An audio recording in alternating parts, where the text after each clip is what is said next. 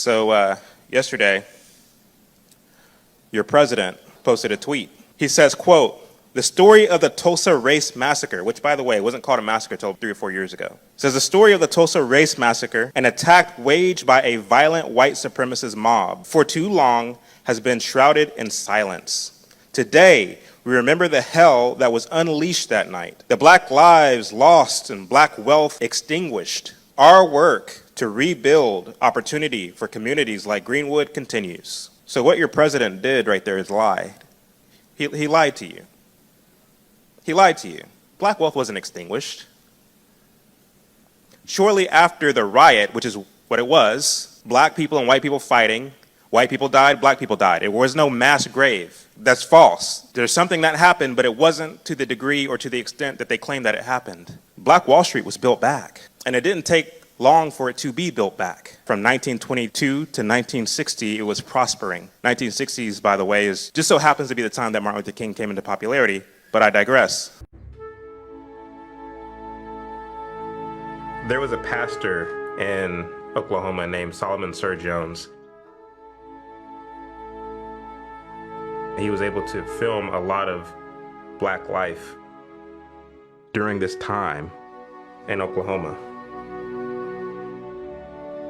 The riot happened in 1921.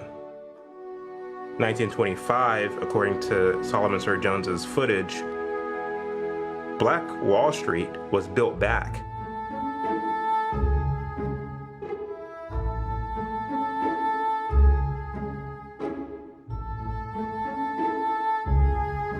And what you see is life as usual. After this so-called massacre. And then you fast forward even to the 1940s, you see the same thing. Successful, happy, well-to-do black folks. You broke the contract when for 400 years we played your game and built your wealth. You broke the contract when we built our wealth again on our own by our bootstraps in Tulsa, and you dropped bombs on us. This is the bitterness and this is the anger that these people hope to get out of framing Black Wall Street. When they say, why do you burn down the community? Why do you burn down your own neighborhood? It's not ours. We don't own anything. The whole point is to keep people angry, to keep people protesting, to tell you that America was never built for black people. The reason we could never be who we wanted and dreamed of being is you kept your knee on our neck.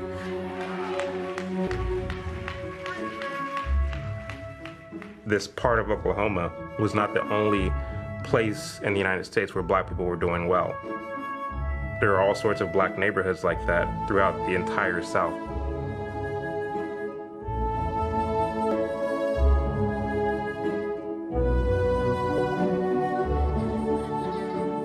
The fact is, those schoolhouses aren't standing today.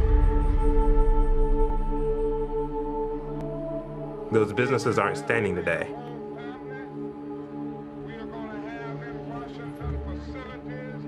It wasn't white racism that destroyed it. And we are going to demand that the government do something about these conditions, and we're going to demand that they stop cutting off poverty funds, which end up often making the rich richer and the poor poorer.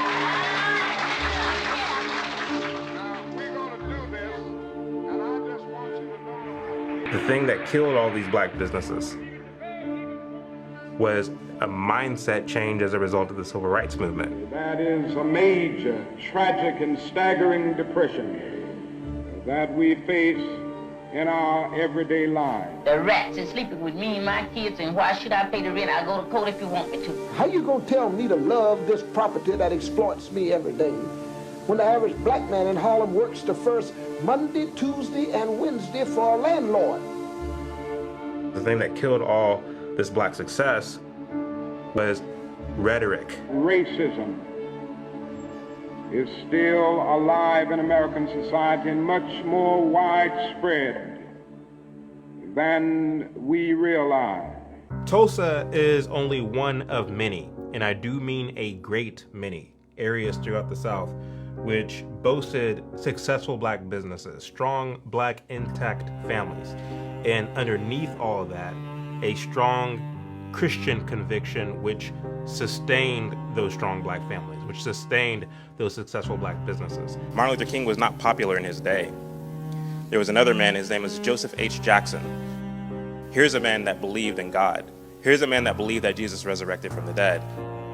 Here's a man who did believe in the equality of the people in our constitutional republic, but believed that the way people are accepted isn't through the federal government's passing of a law, but rather engagement and interaction in the private sector. An example of this is there were some sharecroppers in the South who were getting stiffed by some farmers. Rather than complaining and protesting and getting out into the street and going to the government, what Dr. J.H. Jackson did was he bought 400 acres of land in the South. He allowed for these sharecroppers to come work the land and to sell their crops and pocket their money with the intention to then use that money to buy their own farms, their own individual farms, that they don't have to depend on someone else anymore, that they can make a way for themselves.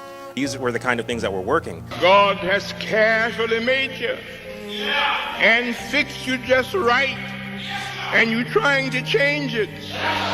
Let men be men.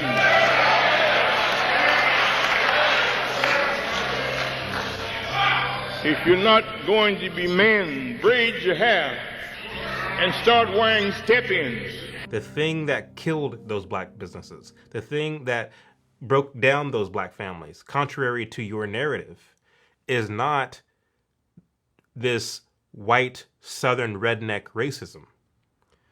The breakdown came much later, in the 60s, as a result of a mindset shift, which took place under this progressive idea of civil rights.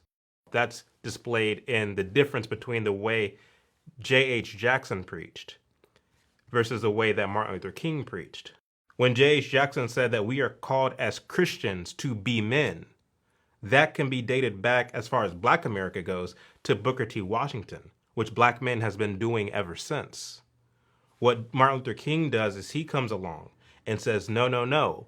Our manhood depends on our circumstances. We haven't been able to be people. We haven't been men because of all of the conditions that we've lived with and the syndrome of deprivation surrounding conditions, whether it's in housing, in the economic area, or in schools, or in the vicious credit practices that we face in the ghetto, and all of the problems of closed doors and constant defeats.